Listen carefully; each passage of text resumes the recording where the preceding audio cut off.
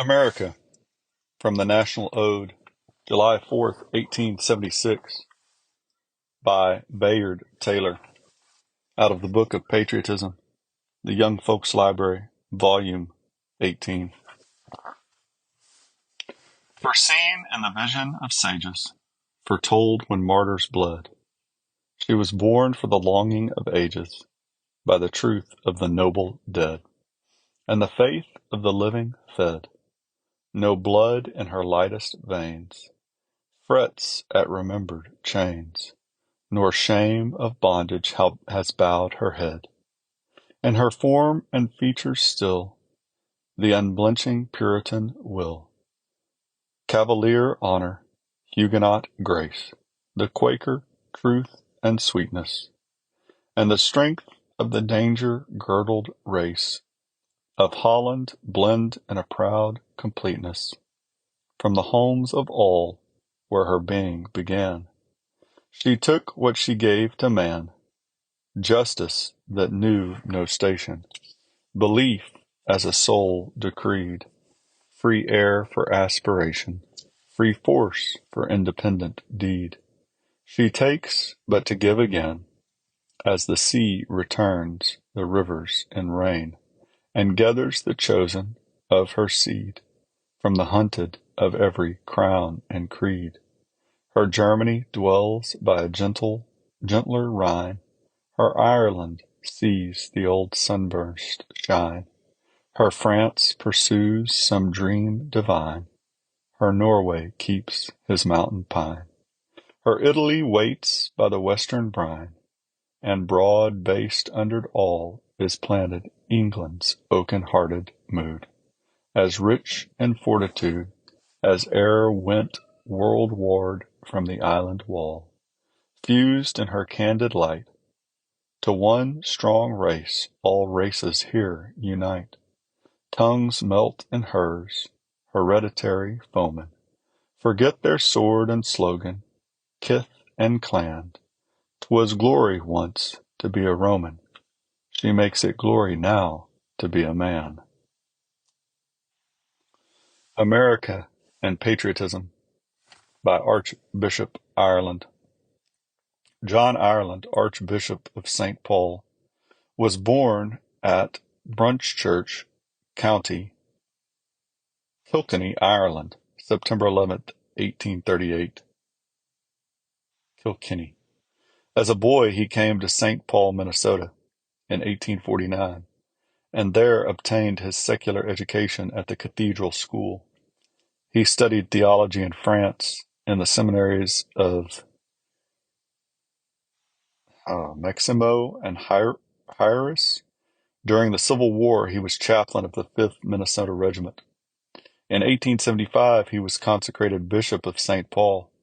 In 1869, he founded the first total abstinence society in Minnesota and has lectured much on temperance in the United States and Great Britain.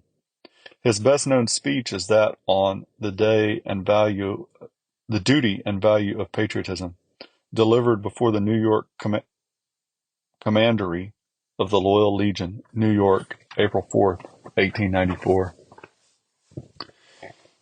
Patriotism is love of country and loyalty to its life and will. Love tender and strong. Tender as the love of son for mother. Strong as the pillars of death.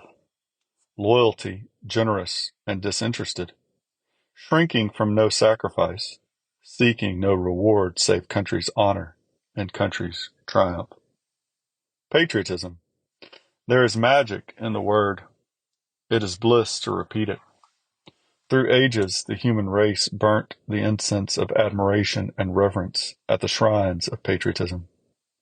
The most beautiful pages of history are those which recount its deeds. Fireside tales, the outpourings of the memories of peoples, borrow from it their warmest glow. Poets are sweetest when they re-echo its whisperings. Orators are most potent when they thrill its chords to music. Pagan nations were wrong when they made gods of their noblest patriots. But the error was the excess of a great truth.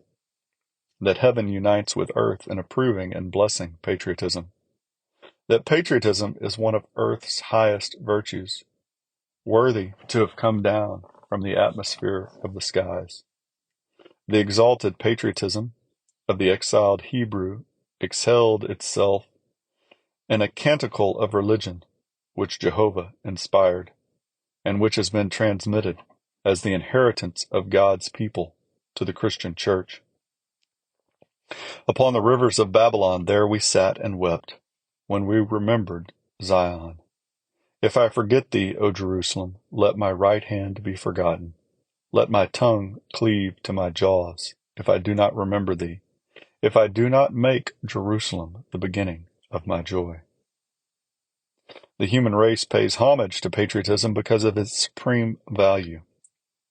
The value of patriotism to a people is above gold and precious stones, above commerce and industry, above citadels and warships.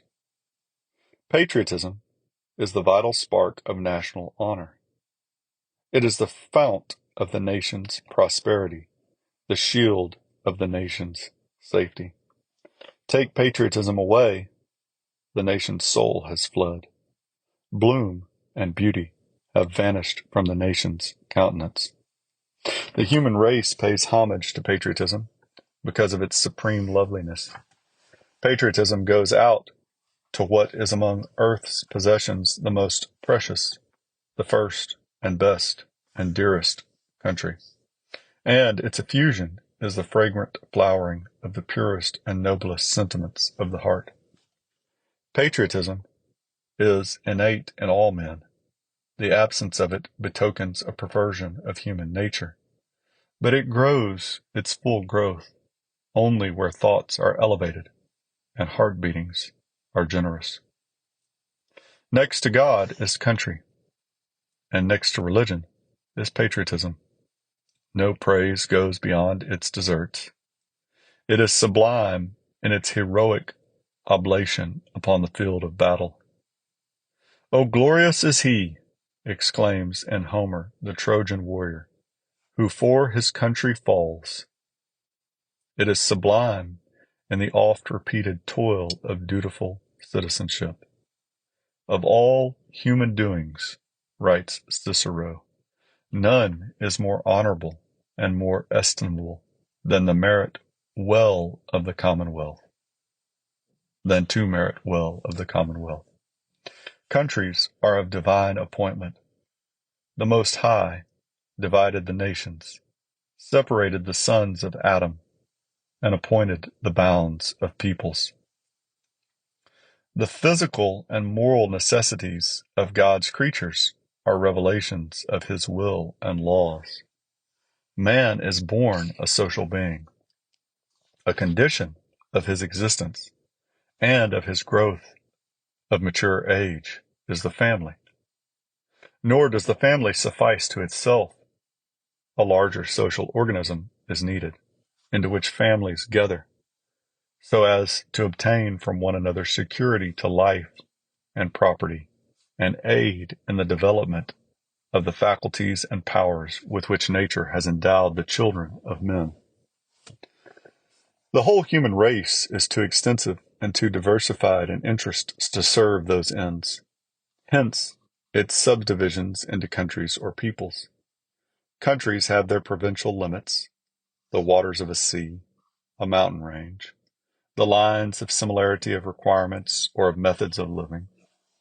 The limits widen in space according to the measure of the destinies which the great ruler allots to peoples, and the importance of their parts in the mighty work of the cycles of years, the ever-advancing tide of humanity's evolution.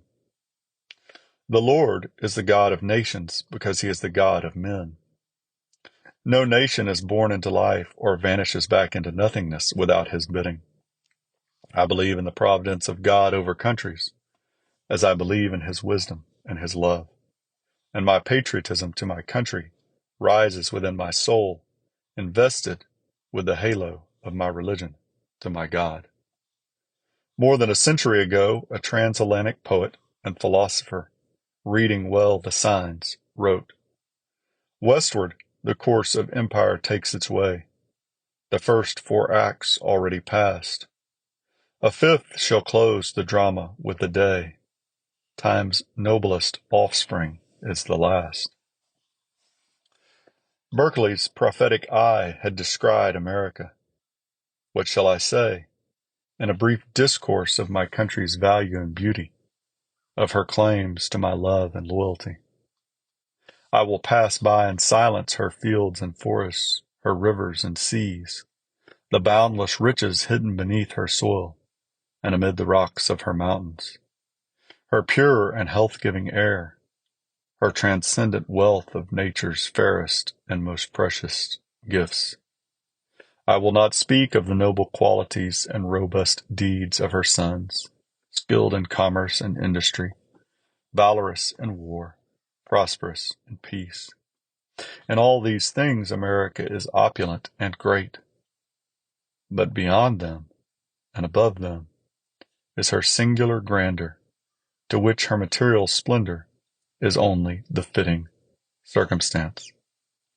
America, born into the highest family of nations in these latter times, is the highest billow in humanity's evolution, the crowning effort of ages in the aggrandizement of man. Unless we take her in this attitude, we do not comprehend her. We belittle her towering stature and conceal the singular design of Providence in her creation.